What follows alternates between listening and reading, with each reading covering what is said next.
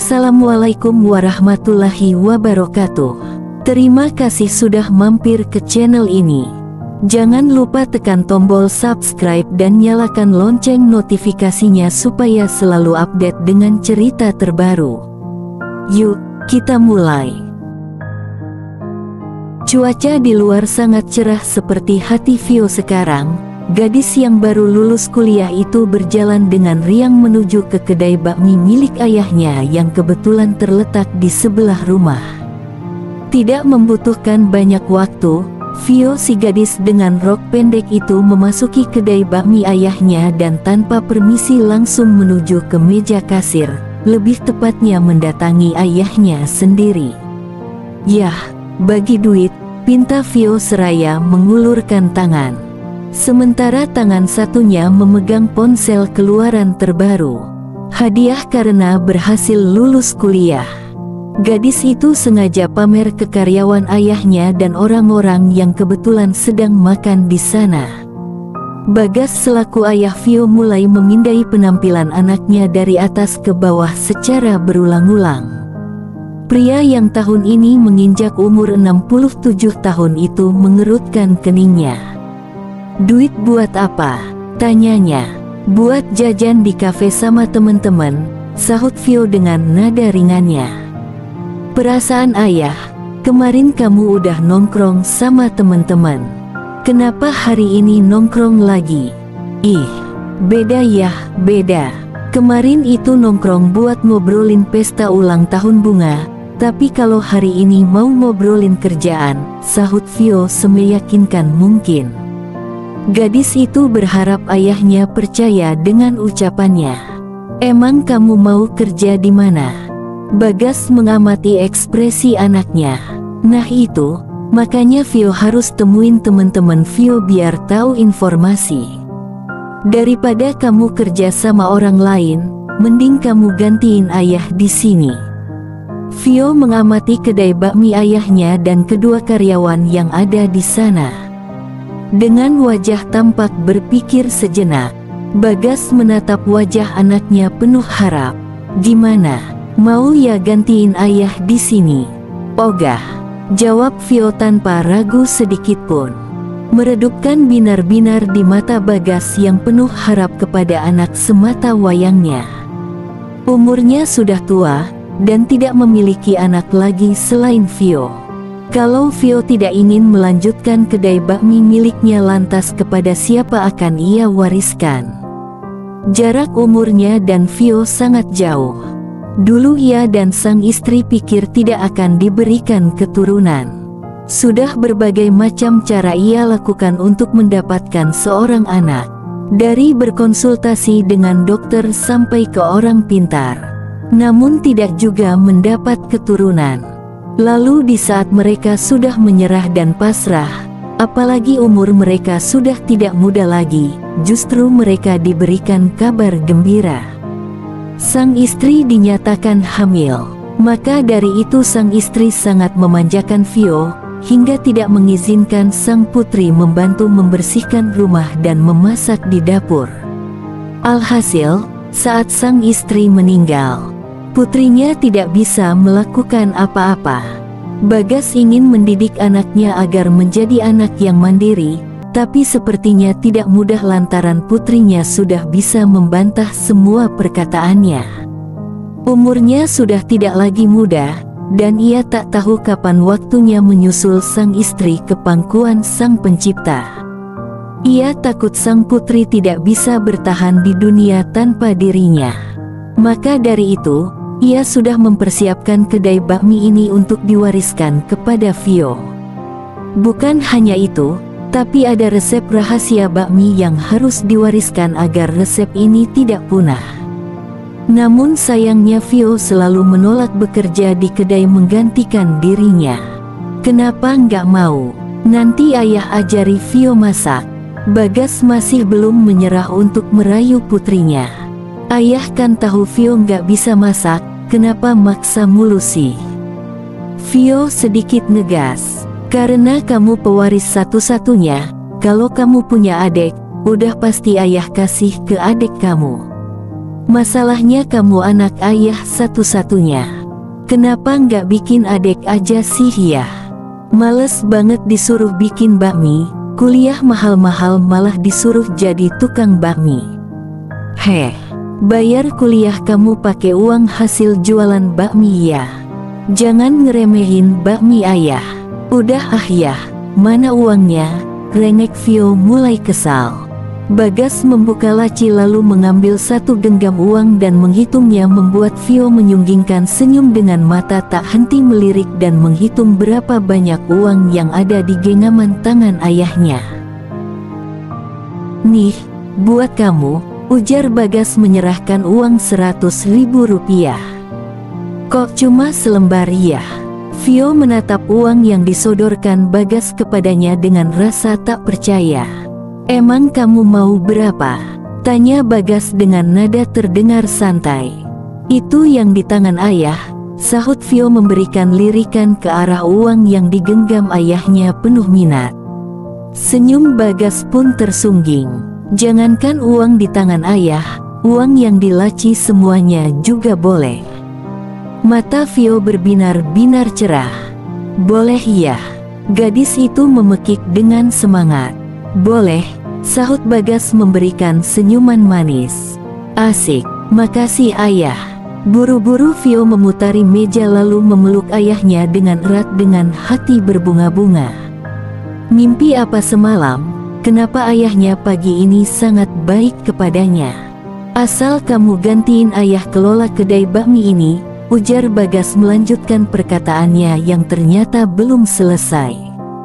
Seketika wajah Vio menjadi cemberut. Buru-buru Vio melepaskan pelukannya dan berjalan memberi jarak dengan langkah kesal. Ayah kok gitu sih? Protesnya dengan nada merajuk. Tangannya dilipat di depan dada. Sementara satu kakinya dihentakkan di lantai tak peduli orang-orang melihat kelakuannya. Kalau kamu mau mewarisi kedai ini, secara otomatis semua uang di laci ini punya kamu. Simpel kan? Ih, ayah pelit. Kalau ibu masih ada pasti ayah digeprek sama ibu, ujarnya dengan nada kesal. Ayam kali ah, digeprek, sahut Bagas lalu disambut tawa dari para pengunjung dan kedua karyawan Bagas. Vio mengambil duduk di kursi dengan wajah ditekuk. Tak sudi menatap wajah ayahnya sendiri. Bagas menghela nafas panjang. Melihat Vio cemberut seperti itu, mau tidak mau Bagas mengaku kalah. Ia kerja menghasilkan uang, memang tujuannya untuk memenuhi kebutuhan sang anak. Termasuk jajan di kafe. Hingga pada akhirnya pria itu mengambil beberapa lembar uang pecahan 100.000 dan meletakkannya di meja tepat di depan sang anak.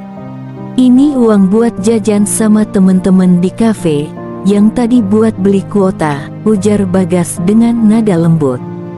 Vio mendongak dengan perlahan, bibirnya yang tadinya ditekuk tiba-tiba tertarik ke atas menjadi sebuah senyuman. Beneran? Tanyanya tapi tangannya sudah lebih dulu mengamankan lembaran uang ke sakunya. Tak pelak membuat Bagas tertawa ringan.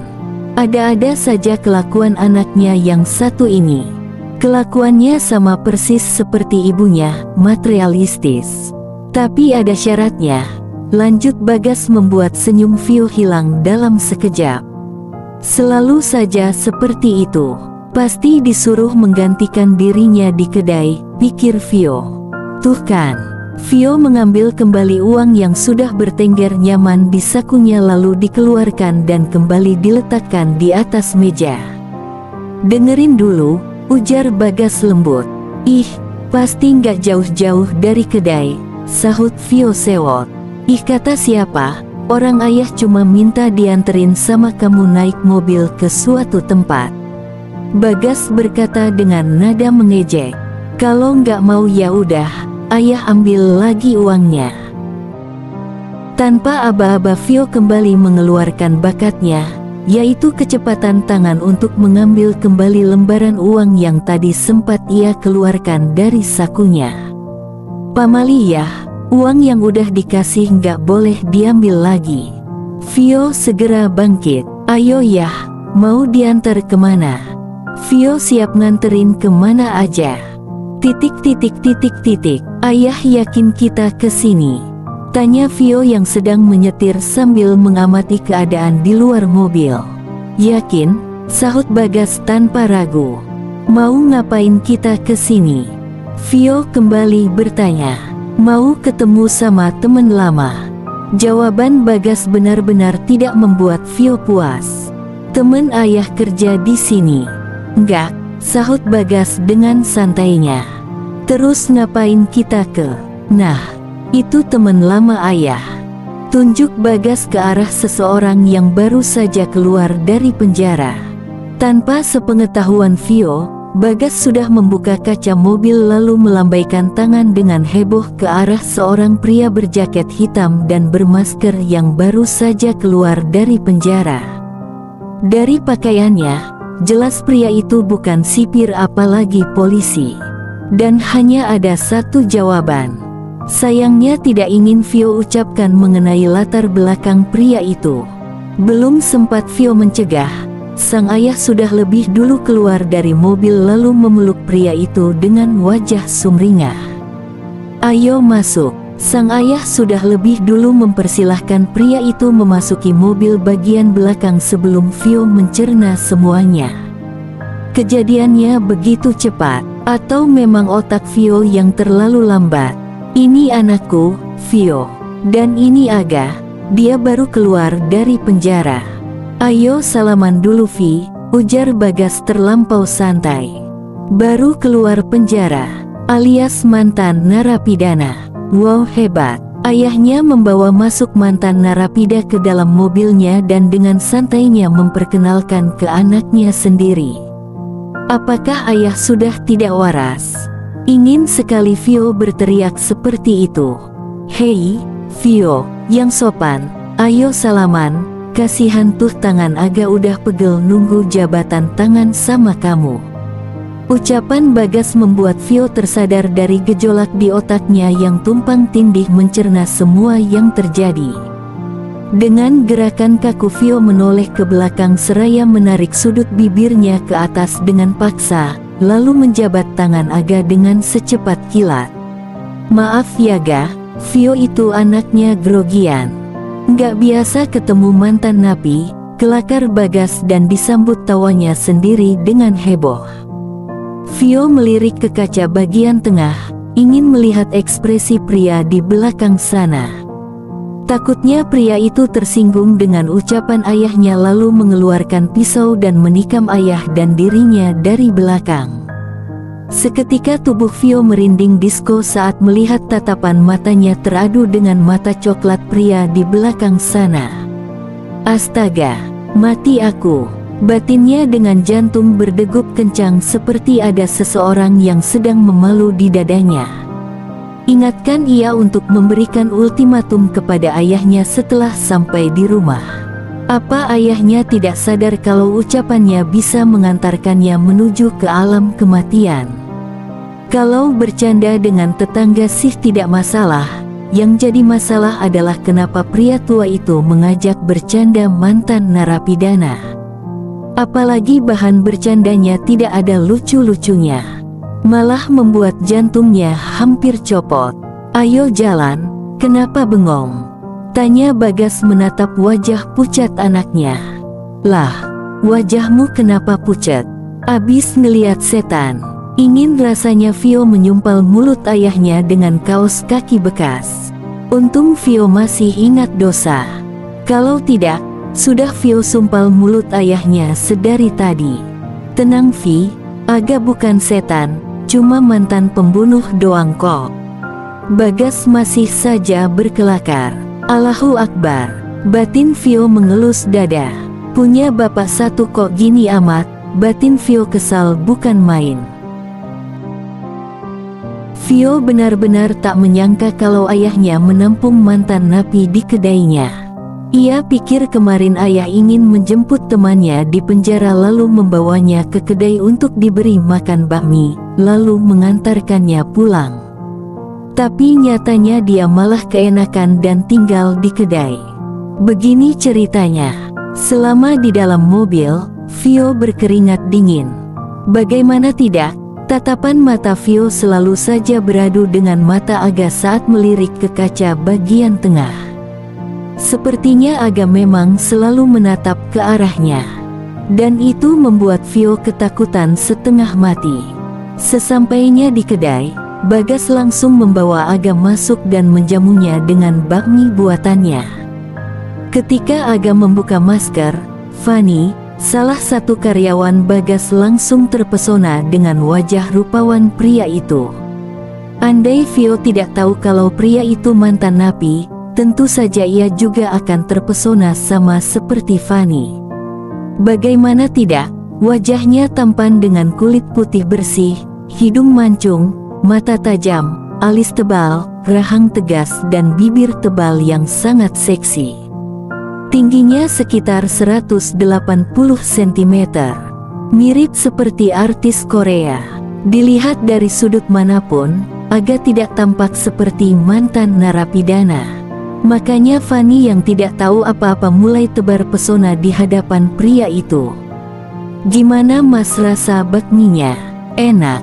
Fanny bersuara dengan nada mendayu-dayu. Aga menganggukkan kepalanya sekali. "Van, Aga jangan ditanya-tanya, nanti keselak," ujar Bagas memperingati karyawannya. "Iya Pak," sahut Fanny dengan nada dibuat-buat. "Itu, di belakang banyak mangkok kotor." Bagas kembali bersuara. "Fatah Pak yang mau cuci mangkok," ujar Fanny melempar tugas dari bosnya. Fatah yang sedang membersihkan meja menatap Fanny dengan tatapan tak mengerti. "Lah kok gue, terus elo ngapain?" Dengan cepat Fanny merebut kain lap di tangan Fatah lalu mengambil tugasnya tanpa izin. "Gue mau bersihin meja," ujar Fanny sambil mengumbar senyum semanis mungkin ke arah Aga. Vio menggelengkan kepala tak percaya.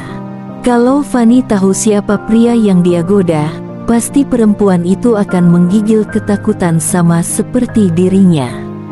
Di saat ia sedang menatap ke arah Aga, tiba-tiba pria itu menoleh ke arahnya. Hingga dengan cepat Vio membalikan badannya. "Yah, Vio berangkat sekarang."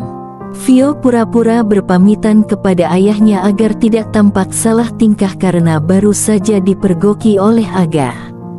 "Tumben pamit, biasanya kalau mau keluar main nyelonong aja nggak pernah pamit," ujar Bagas heran. "Udah ah, Vio udah terlambat gara-gara ayah." Gadis itu keluar dari kedai bakmi memasuki mobilnya dengan penuh percaya diri. Hal itu tak luput dari pengamatan Aga. "Mas Aga, mau nambah lagi nggak?" tanya Fanny genit. "Nggak makasih," sahut Aga sopan. "Mas Aga suka." "Suka? Astaga, Mas Aga suka gue juga suka Mas Aga," ujar Fanny dengan hebohnya. "Dek Fanny salah paham, Aga nggak suka elo, tapi bakmi buatan Pak De Bagas," ujar Fatah merusak kesenangan Fanny. "Yang suka Dek Fanny itu bukan Aga tapi gue." Fatah tersenyum genit hingga membuat Fanny bergidik ngeri. Tak menunggu waktu lama, Fanny langsung pergi ke dapur untuk mencuci piring daripada digodain Fatah yang sok kegantengan. Bagas mengambil duduk di depan Aga. Ia khawatir saat melihat tatapan mata pemuda itu tampak sendu, seperti sedang menanggung beban berat. "Kamu kenapa Ga?" "Aku nggak apa-apa, Pak De." Bagas mengulas senyum tipis. Malam harinya Vio pulang ke rumah dengan hati riang gembira dengan barang belanjaan yang begitu banyak di tangan kanan dan kirinya. Katanya nongkrong sama temen di kafe, kok pulang-pulang bawa belanjaan banyak banget. Bagas menghadang anaknya yang baru saja masuk ke dalam rumah. "Hehehe, ayah." Vio malah cengengesan. Vio langsung meletakkan barang-barangnya lalu bergelayut di lengan Bagas dengan manja. "Vio dibelanjain sama pacar iya?" "Dibelanjain atau kamu yang minta dibelanjain?" Bagas menatap anaknya dengan tatapan menyelidik. Vio nggak minta loh ya. Pokoknya kamu jangan minta dibelanjain sama pacar kamu, karena ayah masih sanggup memenuhi kebutuhan kamu. Iya ya, Vio tahu. Mau bakmi nggak? Tanya Bagas. Emang masih ada? Masih ada seporsi lagi. Tumben masih sisa, biasanya udah habis. Sebenarnya ayah sengaja sisain buat kamu.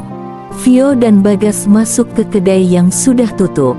Bagas mulai menyiapkan bakmi sementara Vio mengambil duduk di meja dan melihat ayahnya beraksi. Beberapa menit kemudian Bagas menyajikan bakmi buatannya di meja. Seperti biasa Vio menyantapnya dengan lahap. Tak lupa memasukkan sambal begitu banyak. Jangan banyak-banyak sambelnya, nanti sakit perut. Bagas mengingatkan anaknya.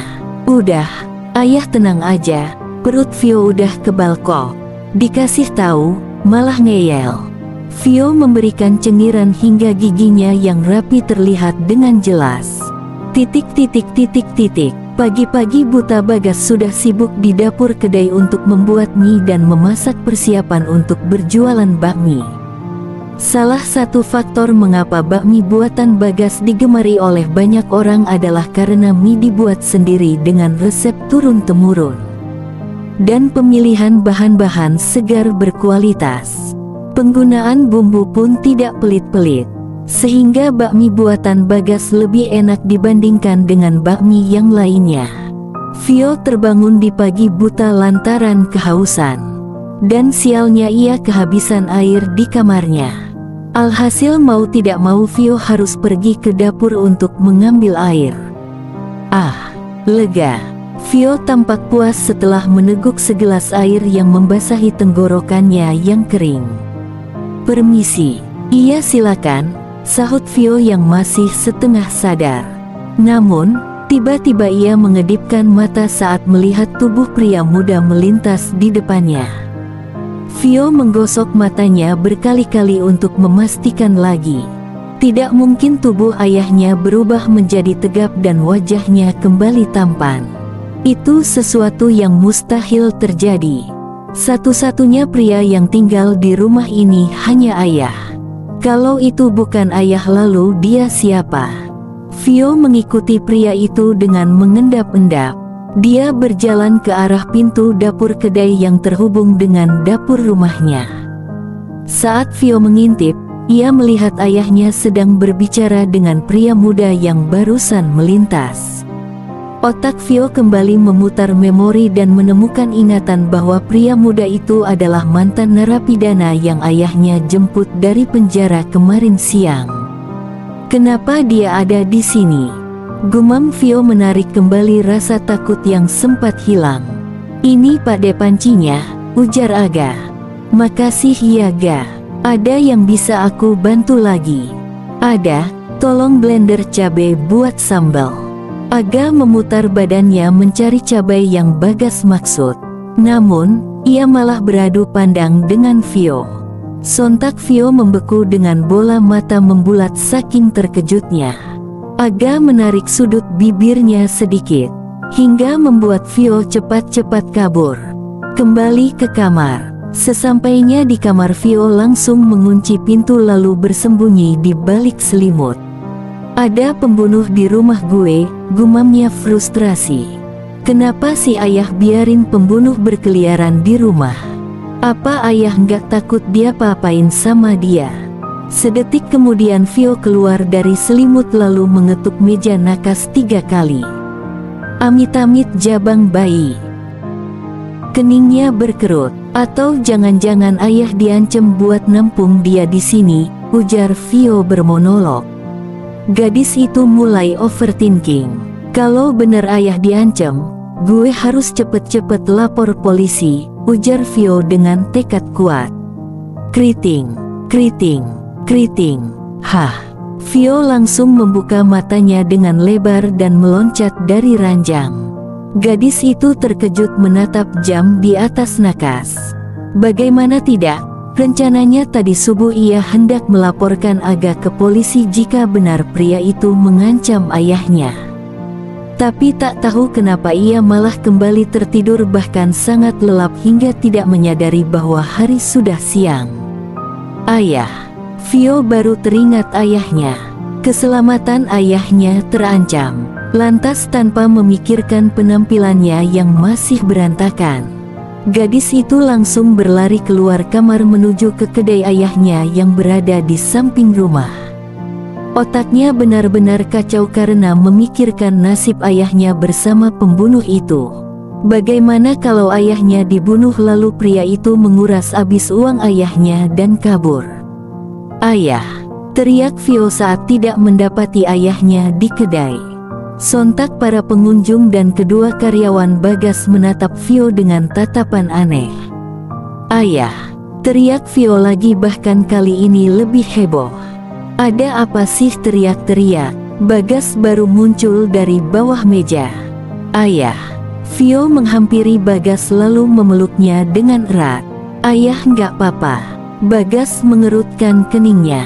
Lantas pria itu melepaskan pelukan Vio dan memeriksa suhu tubuh anaknya dengan menempelkan telapak tangannya di kening. Nggak panas, gumamnya. Ada apa Pak De? Tanya Aga yang baru muncul. Nggak tahu, ini anak bangun-bangun, langsung teriak-teriak, sahut Bagas.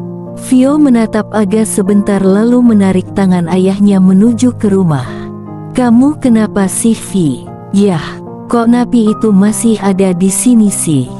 Tanya Vio dengan nada kesal. Oh Aga, mulai sekarang dia kerja di kedai bantuin ayah, sahut Bagas dengan santainya. WHAAAT! Teriak Vio menggelegar. Bagas menggosok telinganya yang berdenging karena teriakan Vio yang melengking. Ayah bercanda, kan? Bagas dengan wajah polosnya justru menggelengkan kepala. Enggak, ayah enggak lagi bercanda. OMEGAT. Vio mondar-mandir dengan hebohnya. Ayah sadar enggak sih kalau dia berbahaya? Bahaya? Bagas membeo.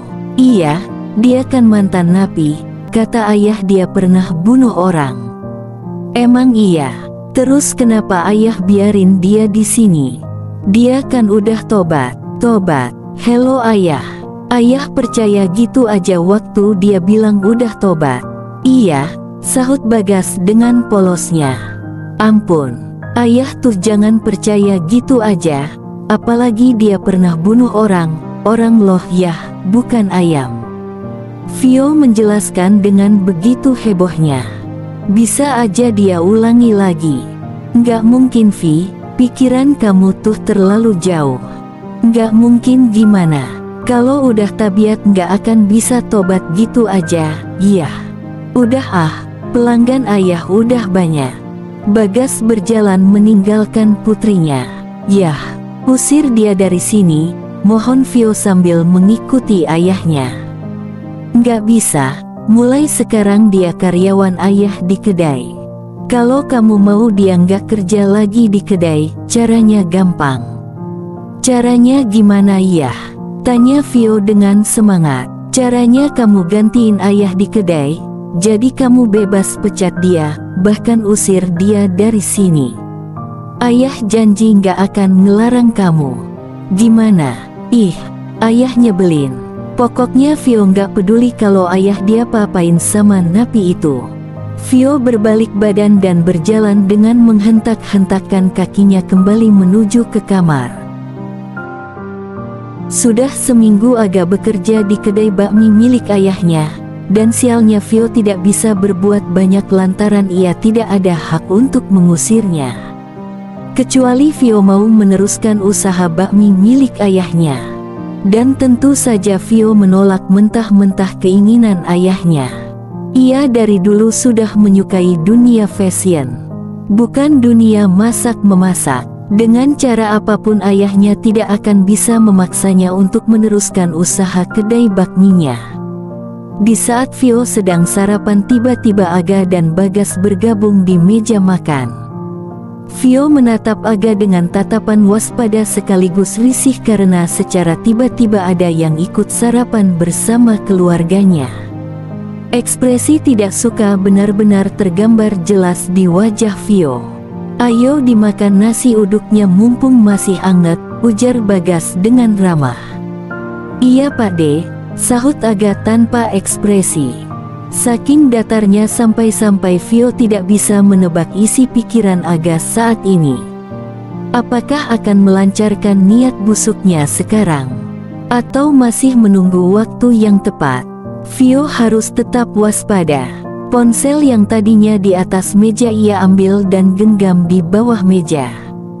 Siapa tahu Aga tiba-tiba saja berniat mencelakai ayahnya. Di saat itu ia sudah siap menghubungi pihak kepolisian. Ditatap dengan intens oleh Vio membuat Aga menatap balik gadis itu. Namun, nyali Vio langsung menciut seketika. Gadis itu menunduk sambil menyantap sarapannya. Walaupun sesekali melirik Aga yang duduk di depannya. "Kalau suka bilang aja, nggak usah lirik-lirik terus," ujar Bagas sambil mengulung senyum mendapati anak gadisnya curi-curi pandang ke arah Aga. Berkat perkataan Bagas yang mengejutkan, alhasil membuat Vio tersedak nasi uduk yang sedang ditelannya. Dengan cekatan Aga memberikan gelas minum miliknya dan tanpa pikir panjang Vio langsung meminumnya sampai habis tak tersisa. Vio memegang dadanya yang nyeri akibat perbuatan ayahnya. Tak lupa memberikan tatapan tajam ke arah pria tua itu. Dan anehnya yang ditatap malah cengengesan. Kalau begini caranya, yang ada bukan Aga yang berniat membunuhnya, tapi ayahnya sendiri. Untuk apa coba ayahnya berkata seperti itu? Siapa yang menyukai Aga? Vio. Tentu saja Vio tidak terima dituduh menyukai si mantan narapidana itu. Meskipun secara fisik Aga tampan, tapi tidak membuatnya lupa akan masa lalunya yang pernah dipenjara karena pernah membunuh orang. Vio curiga kalau sebenarnya ayahnya telah dicuci otak agar memperkerjakannya di sini.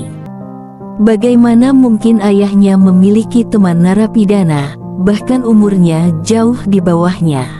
Menurut pengamatan Vio, Aga berumur 25 tahun. Sedangkan umur ayahnya 67 tahun, rasanya aneh saja ayahnya berteman dengan pria muda. Apalagi sepertinya Vio tidak pernah melihat Aga sebelumnya.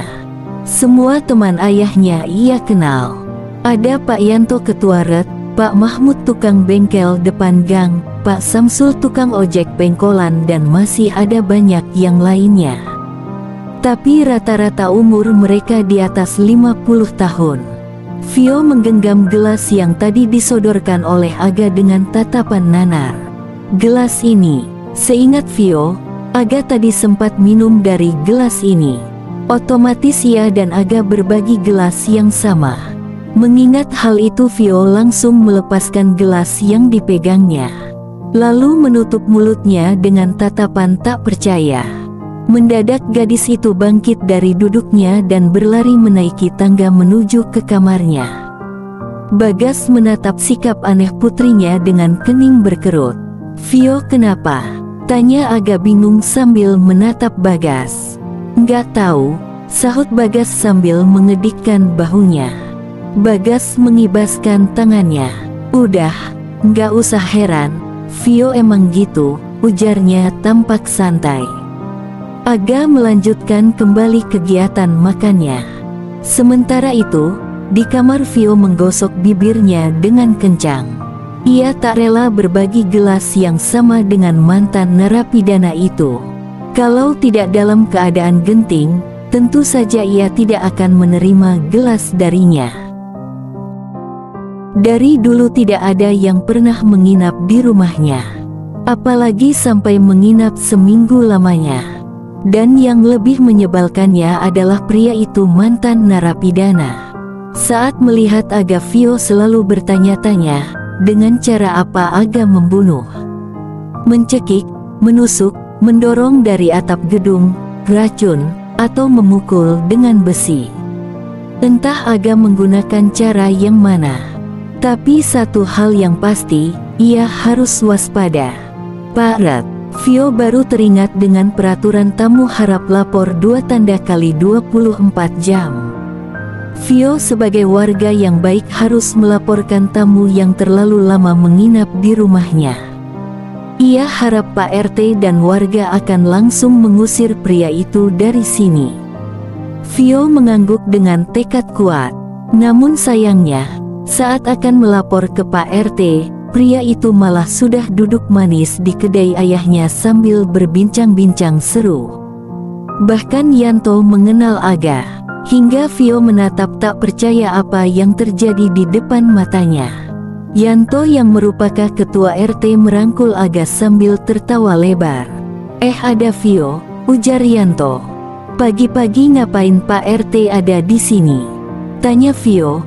Gadis itu juga menatap kedai ayahnya yang sudah ramai pelanggan padahal masih pagi. Dan sebagian besar adalah kaum hawa. Lebih tepatnya emak-emak. Mau ngasih tahu warga kalau besok ada kerja bakti bersihin selokan depan biar nggak banjir. Oh, mulut Vio membulat. Terus ini ibu-ibu udah nongkrong di sini, emang nggak masak buk di rumah? Nggak Vi, sahut salah satu ibu-ibu. Sementara yang lainnya sibuk menatap Aga dengan tatapan terpesona. Maklum, baru kali ini ada pria tampan di lingkungan mereka. Alhasil semua ibu-ibu sudah duduk manis di kedai hanya untuk menatap Aga lebih lama sebelum suami-suami mereka pulang bekerja. Vio mendengus sinis melihat Aga. Pria itu tersenyum tipis saat meletakkan pesanan mereka semua. Bertingkah seperti manusia suci. Padahal sebenarnya dia adalah pria kejam karena telah menghilangkan nyawa manusia dengan tangannya. Vio sangat muak melihat Aga yang tersenyum ramah ke para pelanggan. Mas Aga ganteng banget, makannya apa sih? Makan nasi bu, sahut Aga. Vio menirukan ucapan Aga dengan gerakan bibir mengejek tanpa menimbulkan suara. Kalau cemburu bilang Vi, ujar Bagas pelan sambil menyenggol lengan anaknya. Cemburu, cuy. Vio pura-pura meludah karena jijik. Bagas menaik turunkan alisnya untuk menggoda Vio. Ia mengira kalau anaknya menyukai Aga. Bagaimana tidak, semua kaum hawa yang tinggal di sekitar rumahnya berlomba-lomba mencari perhatian Aga yang tampan. Tidak terkecuali Vio, pikirnya. Padahal sebenarnya Vio sangat tidak menyukai keberadaan Aga. Yah, duit. Vio mengulurkan tangannya. Duit buat apa lagi? Buat main sama temen, sahutnya kesal. Main terus perasaan, sindir Bagas namun tangannya tetap mengambil uang di laci lalu menyerahkannya ke Vio. Segitu cukup. Vio mengumbar senyum lebar dan cepat-cepat memasukkannya ke dalam saku celana. Sebenarnya Vio tidak berniat meminta uang, tapi berhubung misi melaporkan Aga gagal lantaran Pak RT termasuk teman Bagas, alhasil Vio mengganti misi dengan meminta uang kepada ayahnya. Lumayan bisa beli es krim. Diam-diam Aga memperhatikan tingkah Vio. Gadis itu sangat manja dan kekanak-kanakan. Mungkin karena anak semata wayang, makanya Vio bertingkah seperti itu. Vio mengangkat telepon dari pacarnya. Sontak wajahnya yang muram berubah ceria seketika. Sayang, kamu di mana? Tanya Kenzo. Iya yang, aku lagi di kedai ayah. Vio tersenyum malu-malu sambil menggigit bibir bawahnya. Pacaran yuk, gabut nih. Kamu bisa nggak? Bisa, kamu kesini aja. Aku mau siap-siap. Oke, dadah saya Aang. Vio terlihat sangat bahagia. Cie yang baru ditelepon Ayang, goda Fani seraya meletakkan pesanan. Nggak usah iri ya, ujar Vio dengan suara yang dibuat-buat. Gue nggak iri, sangkal Fani.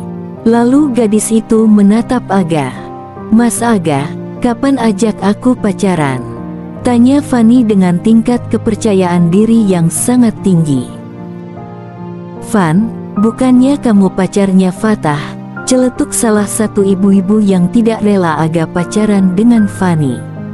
Amit-amit jabang bayi. Fani mengetuk-etuk meja dengan ekspresi jijik. Ibu tahu aja aku sama Fanny pacaran.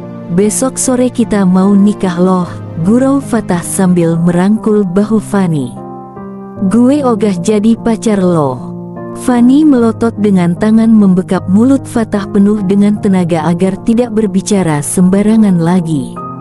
Sekaligus menyalurkan kekesalannya. Sekarang bilangnya ogah, tunggu aja ntar elo pasti jadi pacar gue, ujar Fatah percaya diri. Ngomong lagi gue siram pakai kuah panas. Fanny memperlihatkan kepalan tangannya. Minggir pasangan suami istri, gue mau lewat. Udah telat nih, ujar Vio melintas di tengah-tengah Fanny dan Fatah sambil mengibaskan rambutnya dengan centil. Nah, itu baru besti gue. Fatah terlihat tersenyum lebar. Fanny kesal namun tidak bisa melawan anak bosnya.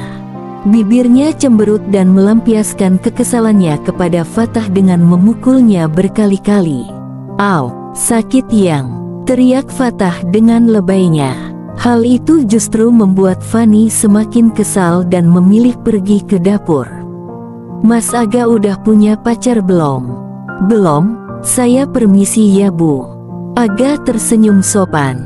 Setengah jam kemudian sebuah mobil berhenti di depan rumah Bagas untuk menjemput Vio. Gadis yang ditunggu tak lama keluar dengan dandanan feminim. "Ayang," pekik Vio dengan ceria. Bagas, Fatah, Fanny dan Aga keluar dari kedai untuk melihat seperti apa pacar Vio. Bagas berkacak pinggang sambil memperhatikan kedua pasangan itu. "Kita mau kemana dulu sayang?" tanya Kenzo sambil mengelus kepala Vio. "Kemana aja yang, aku ngikut kamu," sahut Vio dengan suara manja.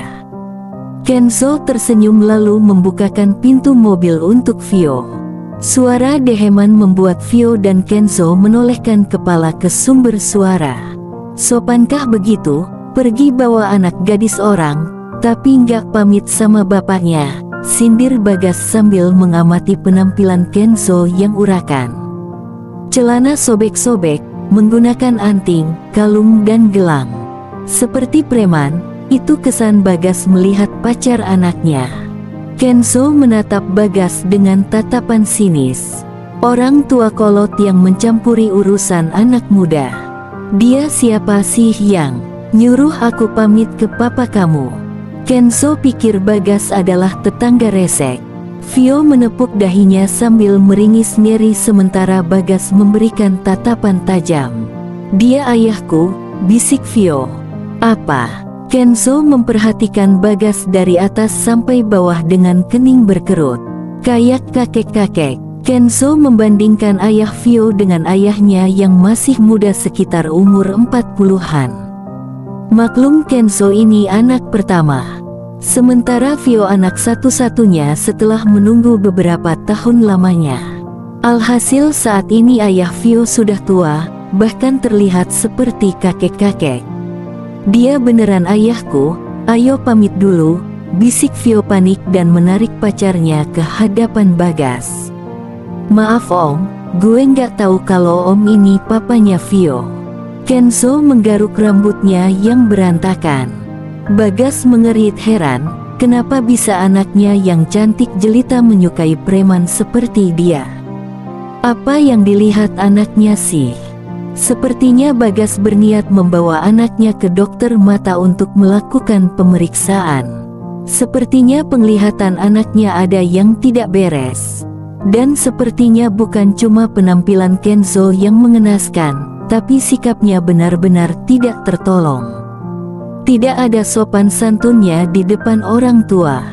Bagas mengembuskan nafas kesal. "Ayo salim dulu," bisik Vio yang peka saat melihat tatapan tajam Bagas ke pacarnya. Bukannya menuruti perkataan Vio, Kenzo malah melakukan tos kepada Bagas ala anak muda gaul. "Halo bro, apa kaps?" Bagas syok berat sampai-sampai memegangi dada kirinya. Bersambung.